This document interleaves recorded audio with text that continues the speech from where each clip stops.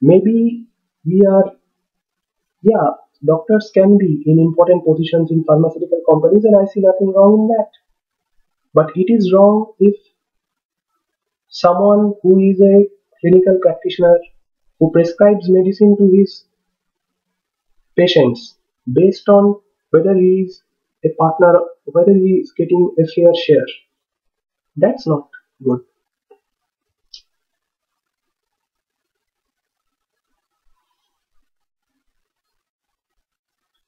And let me tell you that what I feel is if this thing totally stops, doctors will start prescribing generic drugs, doctors will start prescribing the cheapest drugs because once they start stopping thinking of their this cut money, they will obviously prescribe the cheapest drug. Even today, a lot of doctors do a lot of market research and indeed prescribe the cheapest drug.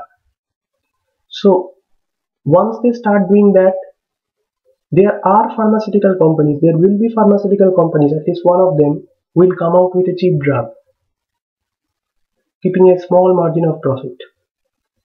We are a competitive market. Other companies will soon follow, they have to, otherwise they will be wiped out. After all, India is the largest exporter of generic drugs, as was told in the episode. So we can make good use of that.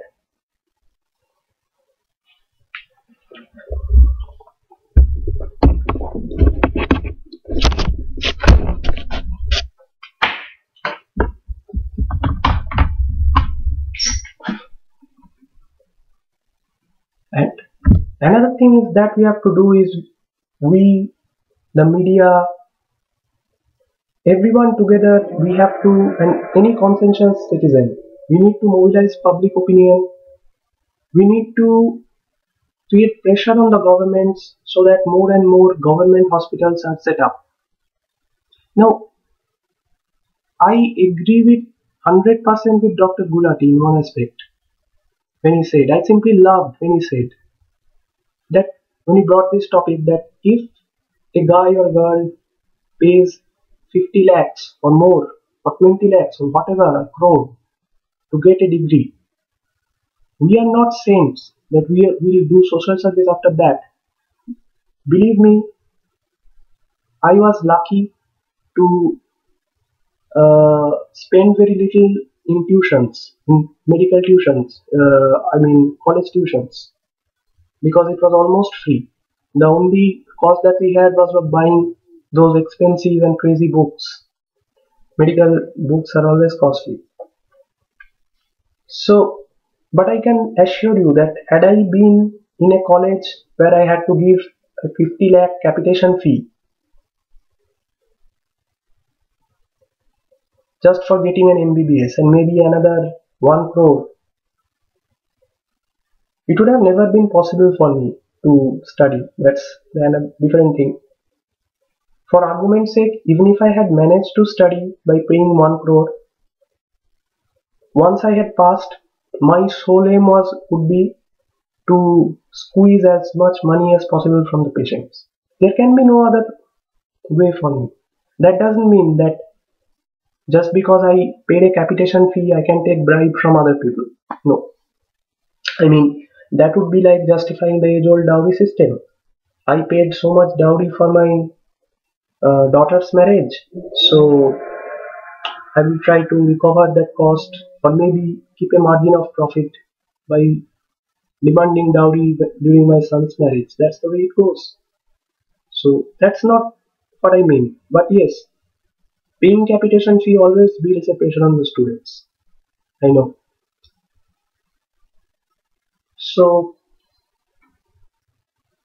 if we become a little more conscientious, then even if the media tries to falsely portray us as villains, if I take for argument's sake, yeah, I know a portion of the media always seeks sensation. But even if they try to falsely portray us as the villains, they wouldn't be able to do that so easily without sufficient evidence. Because as they say, you can fool some of the people all of the time, all of the people some of the time. But you can't fool all of the people all of the time. And we need to remember that that applies to us also. Now, one thing I must say at the end, that this profession can indeed be a thankless one. We are like the eternal goalkeepers in a game of football, in a game of soccer, between life and death. Few notice if a goalkeeper saves a goal. Few forget to notice if a goalkeeper fails to save a goal. That's the way it is. But even a pessimist like me can't forget to remember the few thanks that I have received from my ever grateful patients and their relatives. To a lot of them, we are still next to gods, if not the true gods. Again, a bit of my experience. In that very hospital, I have really have very few memories to cherish. And I admit that I myself is to blame for that. But I can share an incident of it was around 3:30 a.m. in the morning or in the dawn of an admission day, when I was already doing, as I had already done about 20 hours of duty on an admission day.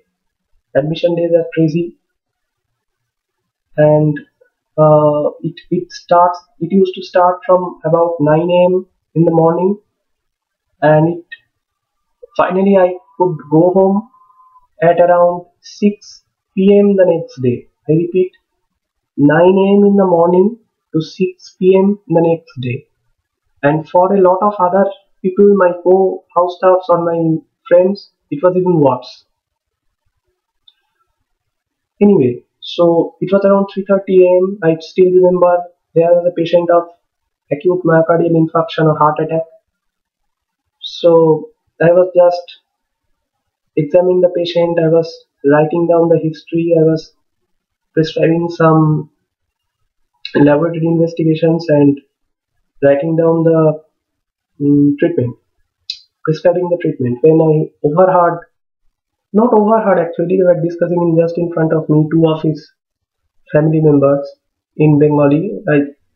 What they were saying was something like, I mean, these doctors, especially these young doctors, never fail to amaze me. They really amaze me.